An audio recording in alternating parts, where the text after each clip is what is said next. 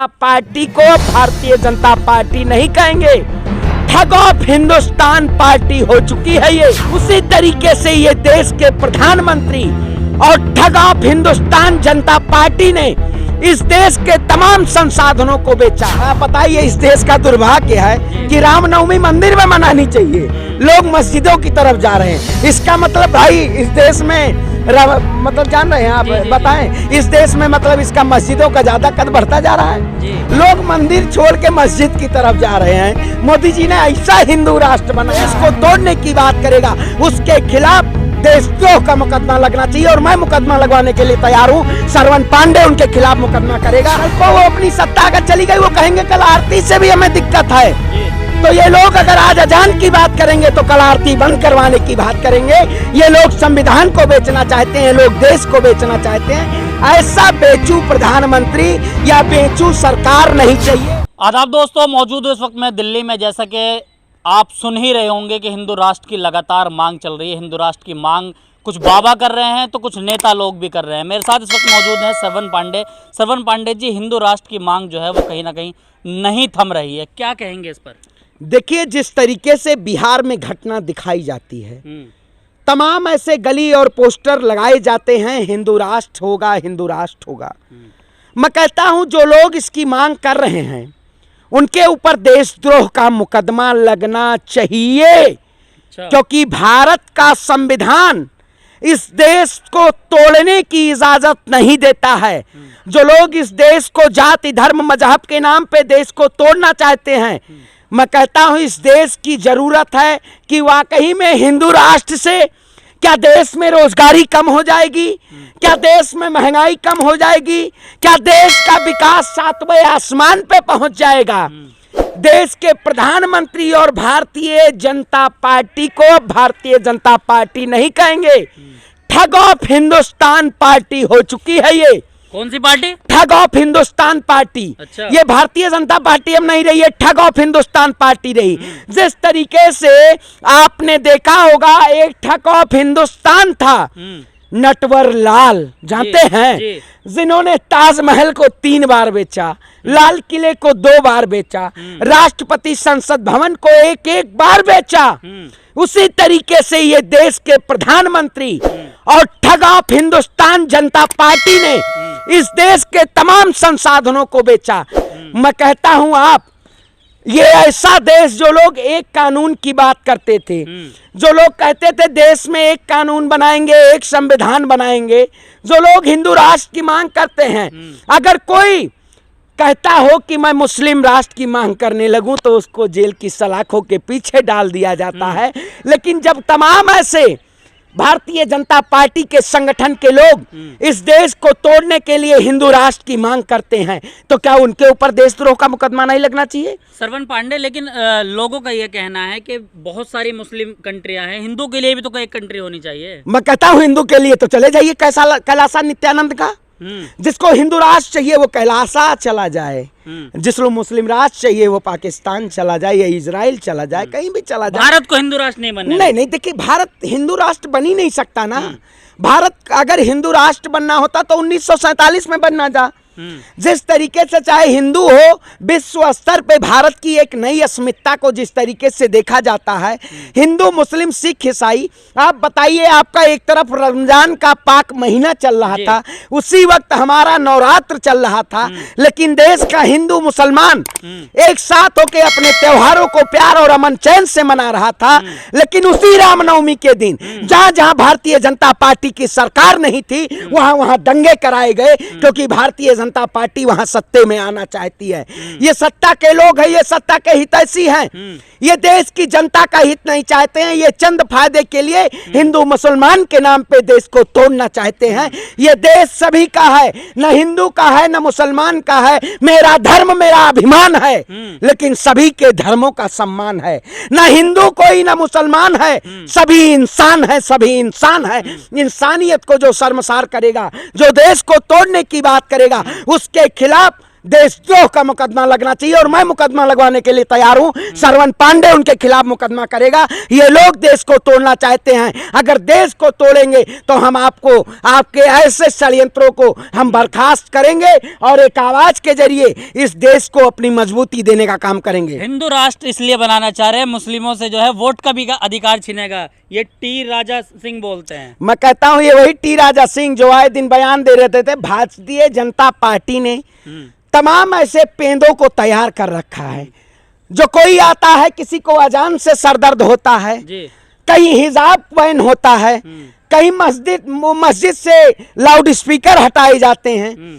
ये तमाम ऐसे लोग जो मुद्दे मुसलमान के ही मुद्दे पाते हैं। बीजेपी अगर मुसलमान का मुद्दा ना भुनाए तो सत्ता में ना आ पाए। अच्छा भैया, उसको हर चीज में कहता हूं। कल बताइए, इस देश का दुर्भाग्य है कि रामनवमी मंदिर में मनानी चाहिए, लोग मस्जिदों की तरफ जा रहे हैं। इसका मतलब भाई इस देश में मतलब जान रहे हैं आप? बताएं, इस देश में मतलब इसका मस्जिदों का ज्यादा कद बढ़ता जा रहा है। लोग मंदिर छोड़ के मस्जिद की तरफ जा रहे हैं। मोदी जी ने ऐसा हिंदू राष्ट्र बनाया है कि आज देश का हिंदू मस्जिद की तरफ जा रहा है।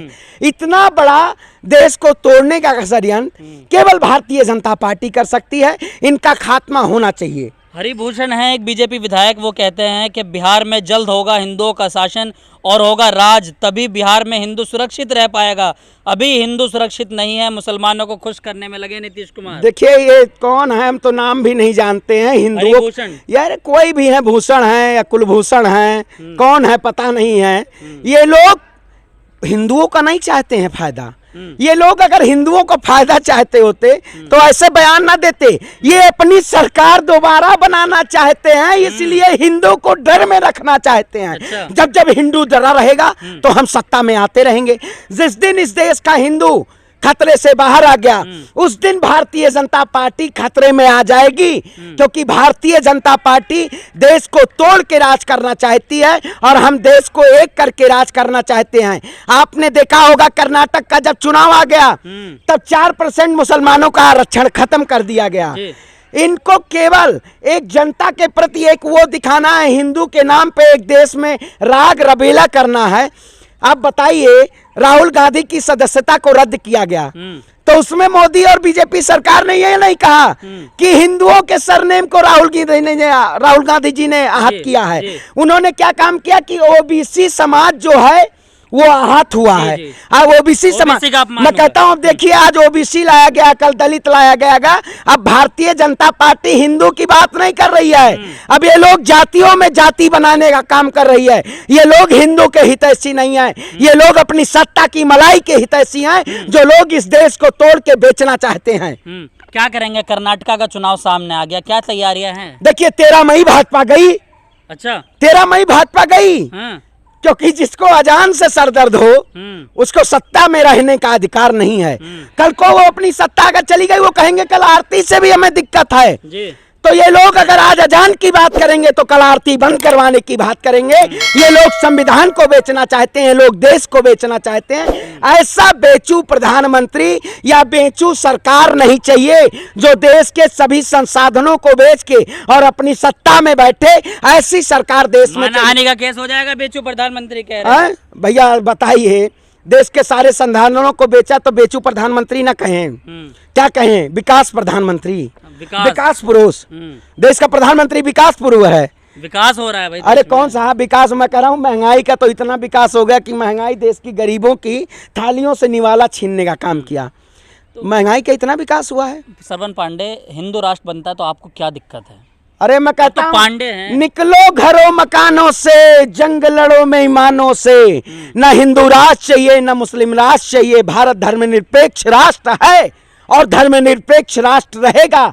यहाँ सभी को अपना हक है अपनी आवाज उठाने का, सभी को एक साथ करने का। ये लड़ाई रुकने वाली नहीं है। जब तक हम अपने देश को इन काले चोरों से नहीं बचा लेते तब तक हम इस लड़ाई को लड़ते रहेंगे। मैं कहता हूं, जो लोग भारतीय जनता पार्टी के संरक्षण में रह के तमाम आए दिन हिंदू मुसलमान के बयान को भुनाने का काम करते हैं, ऐसे संगठनों को बैन होना चाहिए, ऐसे संगठनों पर ताला लगना चाहिए। सबसे पहले तो ये जो लोग हिंदू सेना, राम सेना, लक्ष्मण सेना, भरत सेना, लक्ष्मण पता ना कौन कौन सी सेना है, हम तो जानते नहीं है। इस देश में बीजेपी ने इतनी सेना खड़ी कर रखी है, अगर भारत की सेना को उतना ये बल दे दिए होते तो आज चीन हमारे अधिग्रहण जमीन को नहीं कर पाता। ये लोग सेना को बल नहीं देना चाहते हैं, ये अंदरूनी धर्म युद्ध कराना चाहते हैं, ये देश में गृह युद्ध कराना चाहते हैं। ये केवल देश को तोड़ने वाले लोग हैं। जो देश को तोड़ेगा हम बर्दाश्त नहीं करेंगे, उसे उखाड़ फेंकने का काम करेंगे। मोदी जी कहते हैं ना कोई घुसा है ना कोई घुसेगा,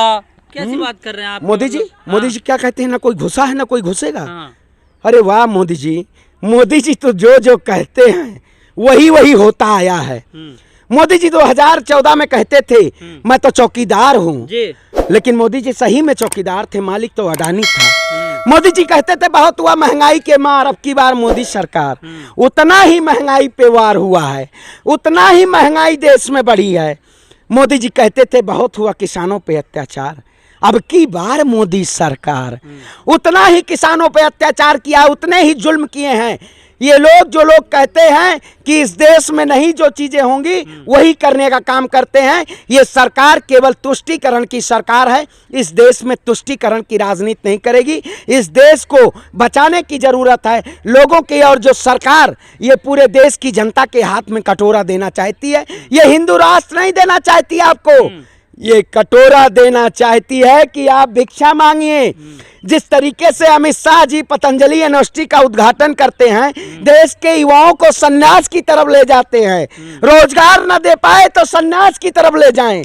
आपने देखा होगा 500 के आसपास युवा सन्यास की तरफ आगे बढ़े, बीटेक और एमबीए के लोग। तो प्रधानमंत्री जी कभी कहते थे पकौड़ा बेचो, अब पढ़े लिखे युवाओं को कह रहे हैं सन्यासी बनो। ये कल को कहेंगे कि अब देश में ना रहो, क्योंकि अब देश हिंदू राष्ट्र नहीं बनेगा, अब हमने हिंदू राष्ट्र का राग रबेला खत्म कर दिया। अब इस देश कैसे नहीं बनेगा? आप अयोध्या से आते हैं, अयोध्या का जो राम मंदिर का मामला था वो इतने दिन से अटका हुआ था, आखिर बाबा की सरकार में वो सुलझा या नहीं सुलझा?